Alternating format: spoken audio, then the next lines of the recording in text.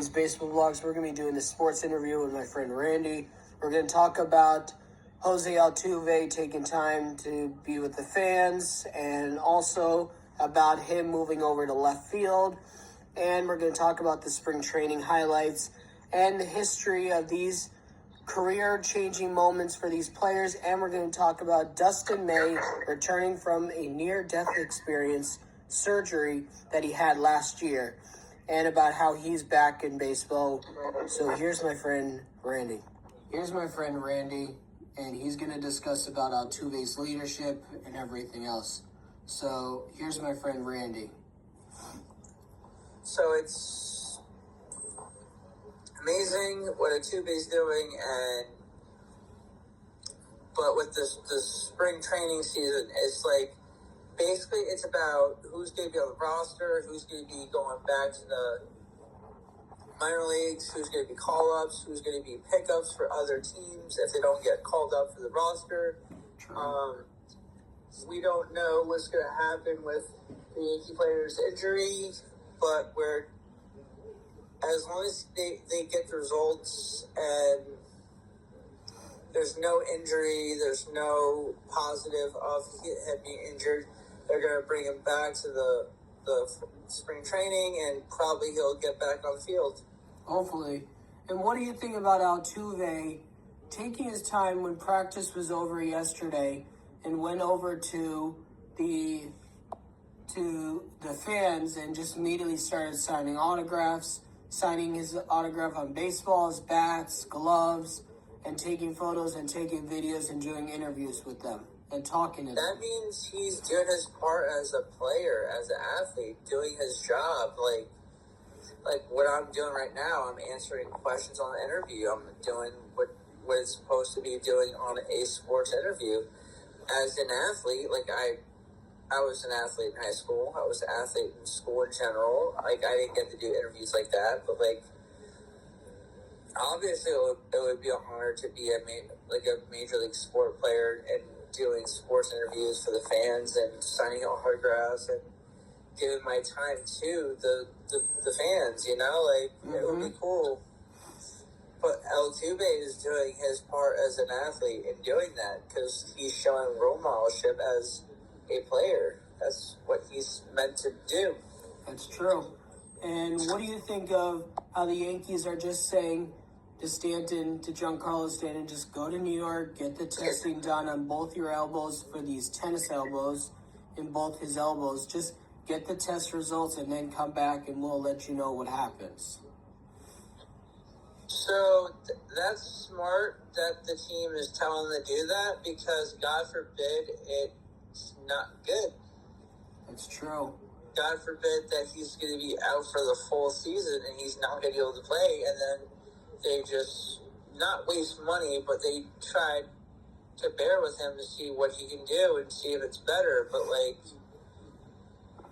it's all about giving a chance to see if he's going to do better this season and not give up on the player. That's true. And what is your thought of the spring training highlights between the Yankees winning one game and then losing a couple games, but also it's just practice games, and about Alex Bregman doing well and going 3 for 3 in his debut as a Red Sox in spring training with a home run and a double and a single, and being a triple away from the cycle, and also about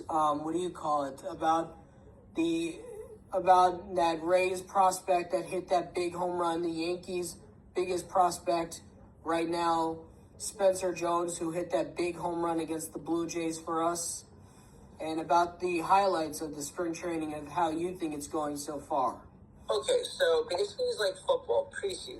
So spring training is basically preseason of Major League Baseball. So whoever wins that season of baseball, spring training, whatever you want to call it whatever you like. Yeah. But it's basically whatever wins you have in spring training, it doesn't count as the regular season when the regular season comes. Mm-hmm. But it's just opting up whatever the team needs to see who's going to be the starter. okay, so the Yankees are doing good this spring training. They're doing okay. They won one. They're losing a couple games. That's okay. It's just spring training. It's not going to count for the regular season. True. They're just trying to see what's going to be the starter for their roster. That's all they're trying to do. They're going to see who's more hungrier, who wants to be on the roster, who wants to start, who wants to be a Yankee. That's true. Bregman is already signed to the Red Sox, so that's a no-doubter. What I'm saying is that it's just the Yankees are rehabilitating their team so they can become a championship team again, so they can make a second round to go back to the World Series and actually bring it to New York, because we already had the Eagles beat the Chiefs in a repeat rematch in the Super Bowl. It's true. We haven't had a championship brought back to New York in such a long time. The Yankees. The last time we had almost a New York team bring a championship back before the Yankees in 2024 was the 2015 Mets. I remember before the 2024 Yankees in the World Series. You know, it's just New York needs a championship back into New York City, the Big Apple, because we haven't had that since 2009, when the Yankees brought it back to the Big Apple in 2009 against the Philadelphia Phillies. I remember that. And what do you think of Bregman doing this, going 3 for 3 with a 2-run home run, double, and a single in his debut as a Red Sox in the spring training, and was a triple away from the cycle? And Ellie De La Cruz for the Cincinnati Reds, literally homering from both sides of the plate in that game, in a game for the Reds. Outstanding for both teams. I mean, outstanding for both players. Like, literally, like, you cannot see that coming. Like, Cincinnati Reds are rehabilitating. They've been rehabilitating their team for such a long time. And now they have the superstars. Yeah. And last time they had a good player was Griffin Jr., and then he retired. And Joey Votto. Yeah. But Griffin Jr. was their shortstop. That was their best shortstop. No, Ken Griffey Jr. was the outfielder. And he was also playing shortstop, too. No, he never played shortstop. No, he never did. No, there was a different player that you're thinking of. A different player. Ken Griffey was always an outfielder. Okay. But I want to know this, your honest opinion on the history-making of Manny Machado being 100 hits away from 2,000 career hits, and Bryce Harper being over 21 RBIs away from 1,000 RBIs, Kyle Schwarber being 16 home runs away from 300 of his career, and should the Phillies keep him in the leadoff spot, and also about him going into free agency at the end of this year, and also Trey Turner being over 24 stolen bases away from 300 of his career, and then Clayton Kershaw being 32 strikeouts away from being another left-handed pitcher, and I think the fourth Dodger pitcher to reach 3,000 career strikeouts, and Verlander being over 85 strikeouts away from 3,500 strikeouts, Scherzer 94 strikeouts away from 3,500, and then for the last one, Terry Francona being at least 24 wins away from 2,000 managerial wins in his career as a manager, and Charlie Morton and Chris Hale being at least 13 wins away from 150 career wins in their careers.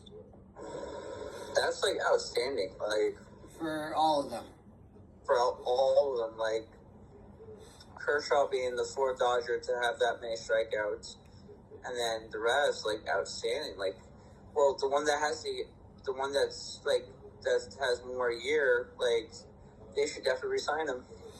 And honestly, what is your opinion on Manny Machado, the best third baseman in baseball, being over 100 hits away from 2,000 career base hits. Trey Turner being 24 stolen bases away from 300.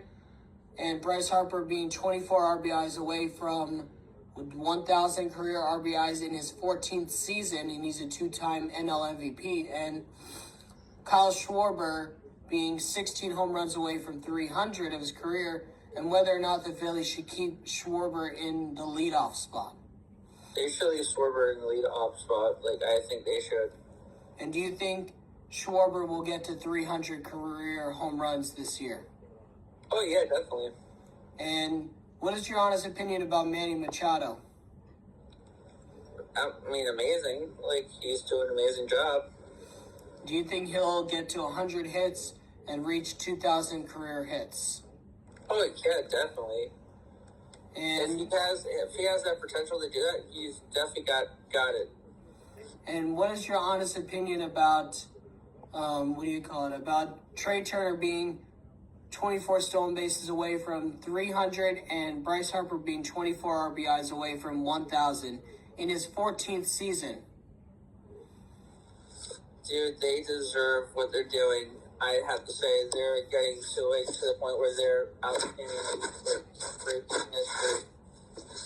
And honestly, I want to know what your opinion on how do you think the Yankees-Red Sox game today, even though it's spring training, will go at 4:05 p.m. between the Yankees and Red Sox, and Carlos Carrasco will be pitching for the Yankees against the Red Sox, and I don't remember who's pitching for the Boston Red Sox.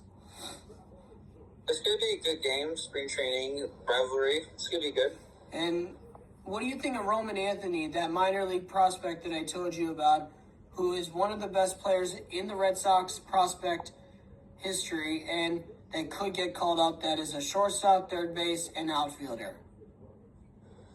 I feel like the Red Sox should not not pick him up because he's in their minor league. So the Detroit Tigers made the mistake of the Derek Jeter pick and the other player that is the Red Sox right now. Aroldis Chapman that signed with the Red Sox. And yeah. What is your honest opinion? Do you think the Red Sox should call up Roman Anthony and Kristen Campbell? I think they should, because they should not make a mistake like the Detroit Tigers made on Jeter and the pitcher we talked about, Mariano, when they traded them to New York. Yeah, because Detroit made a mistake on that pick because they were in their minor league and they did not pick both of them up, and now Chapman is now a Red Sox after he played for the Yankees, and I feel like Red Sox should not make the Tigers mistake like they did with Jeter and Chapman. True.